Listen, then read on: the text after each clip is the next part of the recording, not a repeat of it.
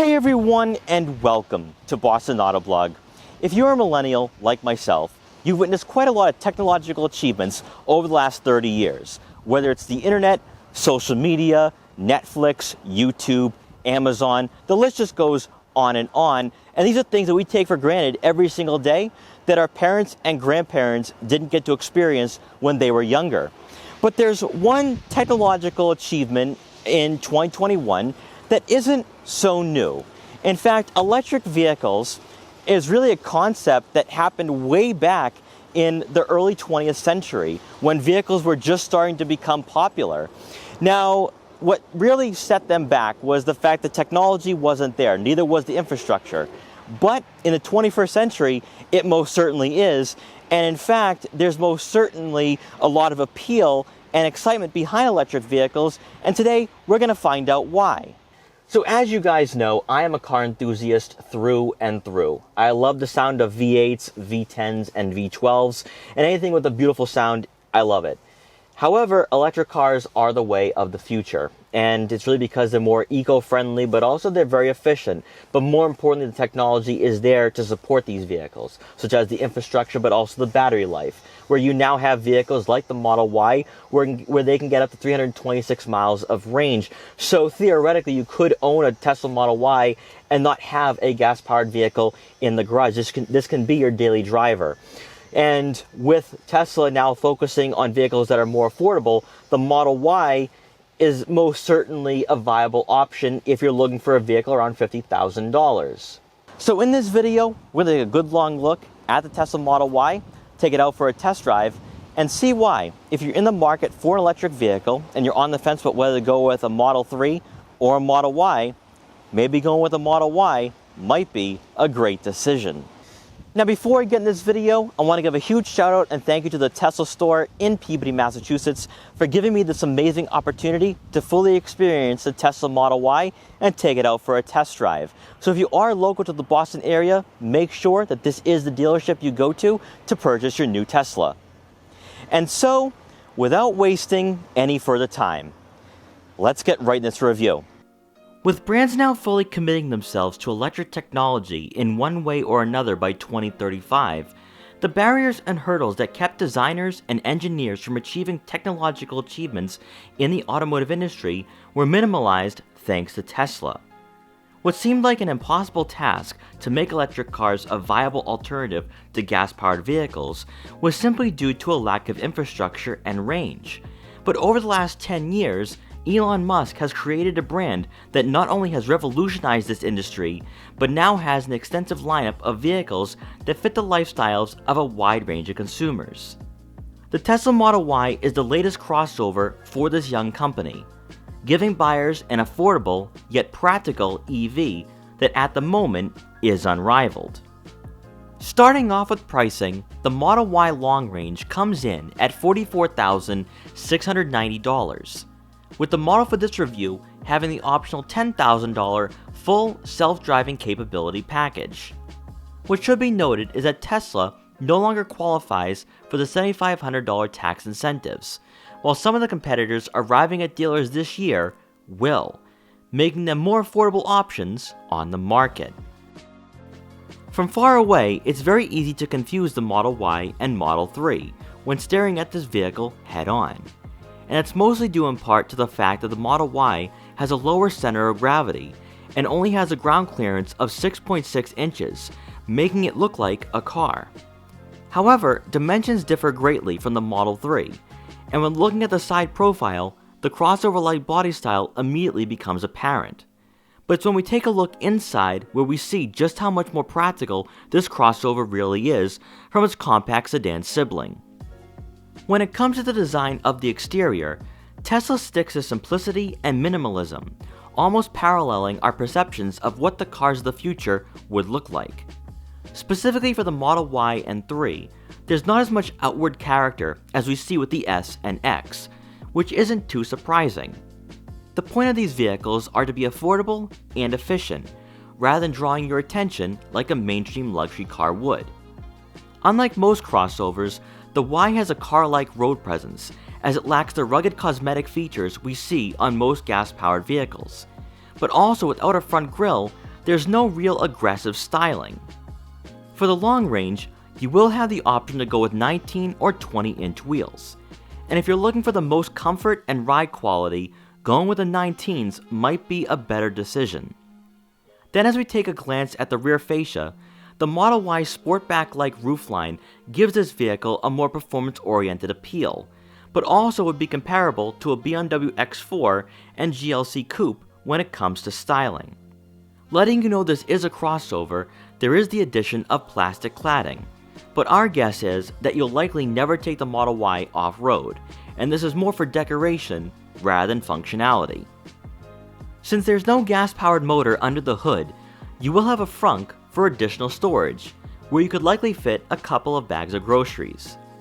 Getting to performance, the Model Y Long Range will have dual electric motors, giving this EV all-wheel drive, and more importantly, 384 horsepower and 376 pound-feet of torque, with a 0 to 60 time around 4.8 seconds.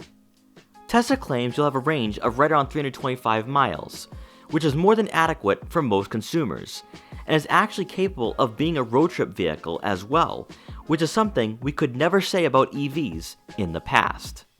Stepping inside, the minimalism continues, as you'll be greeted by power-adjustable heated seats for both the driver and passenger.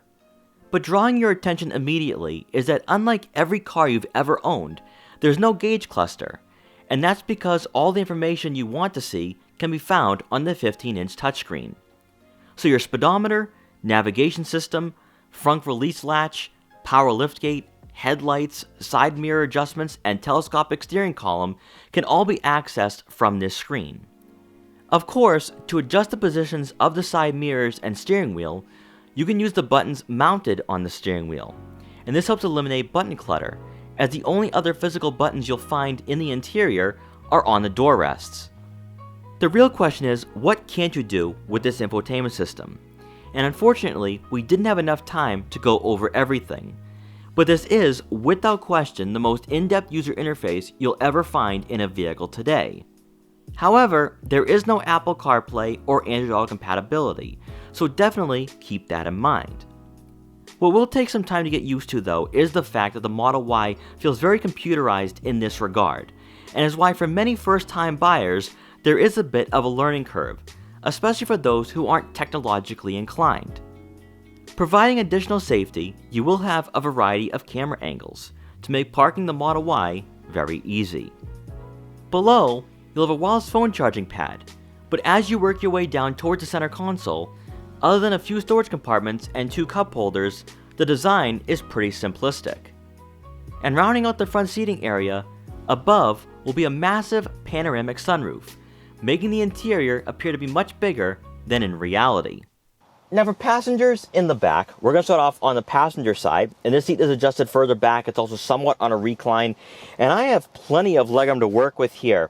Now, I do think that if you are around 5'9", 5'10", I think you can sit comfortably back here for sure, just because the panoramic sunroof and the way it's shaped, I think tall passengers will not have any problem when it comes to headroom. Legroom slightly might be a slight squeeze, but I think for most average size adults, they're going to be just fine.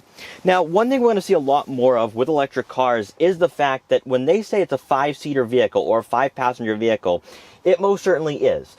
Most gas-powered vehicles have a very aggressive center hump in the middle that actually makes it somewhat impossible to fit an average size adult in the center. So really, those vehicles just become perfect for just 2 people back here. But what Tesla did is that it's because of the flat floor, they also extended it where I can actually stretch my legs to a certain degree, and I'm not going to be cramped or squished. I'm not going to be sitting into a ball. So I think when Tesla says that it's a 5-passenger vehicle, it most certainly is. Now, Tesla says that you can fit a third row in the Model Y. I'm a bit skeptical on that. I think it's going to be very tight for those passengers in the back. Also, I think headroom is going to be a bit of an issue, but I just think that overall, this is actually pretty impressive. Now, On the driver's side, I adjusted the seat to someone of my height, around 5'5", and I once again have plenty of legroom to work with here. So I think most certainly for a family, the Model Y is definitely going to be the way to go if you want to buy electric. There's just plenty of room here. It's very practical, but also on longer road trips, you can definitely have that third person back here. So that's actually what's really impressive about electric cars, is the fact that they're a little more practical in more ways than one. They're efficient. They do have some decent cargo space, but also you can definitely fit that third passenger in the center. And I just think that overall, Tesla definitely has a winner on their hands, just because when you look at the pricing for the Model Y, it's hard to beat, really. It's hard to look elsewhere. So I really like that. Also back here, you do get 2 rear air vents to go along with 2 USB-C inputs. And rounding out the rear seating area, you do get a center armrest with 2 cup holders. Now coming around to the back, you're going to receive a power lift gate. And inside you can find plenty of room here. Now Tesla does not give specific numbers behind the second row seats, but if I was to guess, based off of other vehicles of this size, you're looking at right around, I'd say 30 to 35 cubic feet of room, which would be on par with vehicles like the Audi Q5, BMW X3, and I think would be a class leader out of the electric vehicles, even compared to, say, a Ford Mustang Mach-E. Then with the second row seats folded, that space right around doubles in size, based off of my calculations, to right around 68 cubic feet. So overall, this vehicle has plenty of room. It's definitely practical for long road trips with the family. If you do have luggage with you, you can definitely fit 4 or 5 bags of luggage back here easily, even with the second row seats up. Also plenty of room for groceries, smaller items, and for myself, my camera gear. Then on either side of the rear cargo area, you're going to have very deep side pockets where you can fit smaller items, maybe even water bottles, car detailing equipment, and then even beneath the cargo floor, you have more space for storage. So this vehicle is practical in more ways than one, and also it's one of the reasons why I think a lot of people are looking at buying a Model Y over a Model 3. So I'm taking the recommended route, which is to just drive around the mall at least 1 lap to get a feel for the Tesla Model Y, because one thing that we don't experience in gas-powered cars is the fact that you have regenerative braking. So I have to keep my foot on the accelerator because the regenerative braking kicks in and it slows down the car, effectively making this a vehicle where you could just drive with 1 foot on the pedal without having to tap the brake. And this is actually pretty cool. That is wild. I'm not even touching the brake. It is truly the weirdest experience to have a car that will literally stop on its own. I mean, I can just get off the gas and it slows down immediately. Now, I do have it on the most aggressive setting, so I will say that. But this is interesting stuff here. This is really interesting. So I'm going to take it on the road now. I do have it in sport mode because that's really the mode I would keep this car in at all times. The instant torque. It's the instant torque that gets to me. I think that's why, even though as a car enthusiast, I'm not going to be too happy when we get rid of, V8s, V10s, and V12s, but the instant torque puts a smile on your face for sure. Now, since we are at a red light, I do want to go over the interior layout, or kind of lack thereof, because there is no gauge cluster in front of you. Everything is all in this 15-inch touchscreen, which I like the fact that it's horizontal rather than vertical.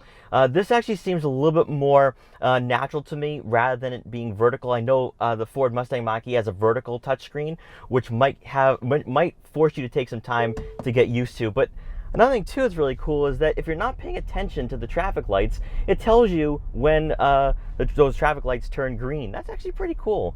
One thing I will say this though about Tesla is the fact that the interiors are very well insulated. Now you do have dual pane glass, and wow, is it quiet in here. Because when I was parked in front of the dealership, or should I say the Tesla store, there were people talking around me. I can hear them very clearly, but when you're driving, you don't really hear a lot of road noise, and it really just adds to the silence and the quietness to this car. And I have to say, this is really nice. So let's get on the highway here, experience the power Oh my gosh. Now, this is the long range. It's not the performance, but I mean, 0 to 60 in around 4.8 seconds. That's pretty impressive to me. Now, as I said, with the battery placements, you do have a nice lower center of gravity, so you feel very planted to the road, and this is surprisingly enjoyable. I prior to test driving a Tesla, I wasn't the biggest fan. I'm not a big fan of electric cars, being the car enthusiast that I am, and of course, I bought into, the range anxiety. Now, the long range, you have 326 miles of range. And let's think about it for a second here. How often are you going to be taking a 300-mile trip? Now, for myself, I think, 3 or 4 drives per year where I'm doing over 100 miles one way. And so I go to Connecticut 2 times a year. I might be going to New Hampshire, up to the White Mountains once or twice. But I can easily find a charging station and be just fine. I have a nice panoramic view in front of me. There's no blind spots whatsoever. And thankfully, because I have this infotainment system that tells me where the cars are, I feel as though I'm in a very safe vehicle. I like that. I understand now where people are coming from, where they're really buying into what Tesla's offering. I see it. The technology that you have here is pretty amazing and pretty top-notch stuff.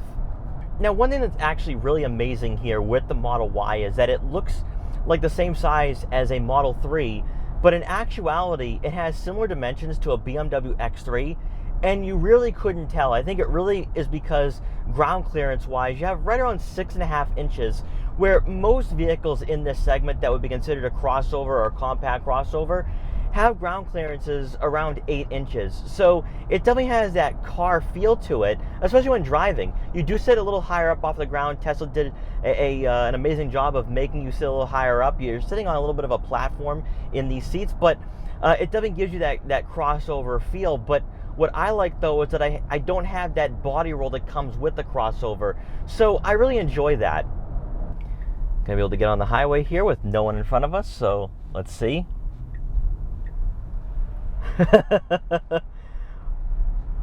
Unbelievable. The hard thing, though, is that because there's no sound, you have no perception of speed. So I can get up to 0 to 60 in a very quick period of time, but it doesn't feel like that to me. So I'm surprised I don't see more Teslas pulled over by police officers, because, I mean, how is it easy to stay under the speed limit or at the speed limit in a car like this, because you don't feel the speed, and because there's no sound, you don't hear it either. So it's a really weird experience, but I can totally see why even car enthusiasts are starting to go towards electric, and why they're using these as a daily driver. Because even though for me this is a hard thing for me to say, I could see myself driving an electric car during the week. Now, I know a lot of you are probably going to be saying, well, you should be driving a performance model. That's where you get most of the enjoyment with the instant torque. But for myself, I think having a long range today makes more sense, just because it does compare very well with a Mustang Mach-E, which I'll be featuring very soon on the channel. So I really want to have a vehicle that compares very well. It matches up almost perfectly. Now, let's get back to the range, though. So with the long range, of course, you have 326 miles, and then with the performance 300. I have to say, I think that's plenty enough for most consumers, because how often are you going to be driving, a lot of miles per day? I mean, I know there's going to be some person that's going to say, well, I drive 200 miles a day. Well, you're an outlier. You're not an average consumer, especially today, where you have people working from home. So for myself, and I want to be as unbiased as possible, because I think some people would look at it as a car enthusiast and say, oh, he's anti-electric car. But for myself, on a weekly basis, I may drive 40 miles a day, but half the week I'm working from home. So when you factor that in, I'm maybe driving 200 miles a week. So to have a range of 300 miles is more than enough. I think even a long range is perfect for what I'd be using this vehicle for. Of course, again, if you are driving, long distances all the time, and maybe you don't have a charging station close by, I get it. But when it comes to the infrastructure, it's definitely there, especially for Tesla. And it's one of the reasons why I think a lot of people are still looking at Tesla more than, say, Ford and Volkswagen with the Mustang Mach-E and the ID4, just because for those brands, the infrastructure just isn't there yet. Where Tesla, you have really conveniently placed charging stations, and it's perfect. So you can go to the mall, you can hang out there for 30 minutes, and then you can come back with a more than an adequate amount of range to work with to get you home. So I understand the electric car craze. I understand why people are really moving in this direction, and why I think brands are going to be embracing this rather quickly, more so than, say, 15 years from now, because it does make sense for most consumers. Now, as I head back toward the Tesla store, I gotta be honest, and this is coming from somebody who is a car enthusiast, that is somebody who loves the sound of V8s, V10s, and V12s. This is actually a really nice vehicle. Interior-wise, now I hear about, how Teslas aren't the most well put together, that the refinement isn't there. And you know what? On this 20-minute test drive, I have not heard one rattle. I have not felt anything that feels close to a vehicle that's not put together right. So I think, yeah, when it comes to panel gaps and stuff, there might need to be some things to maybe work on. But, really, Tesla is still a young company. We're only really into this, maybe 15 years? So I would cut them slack on that. But I have to say, though, for the Model Y, this is actually pretty nicely put together.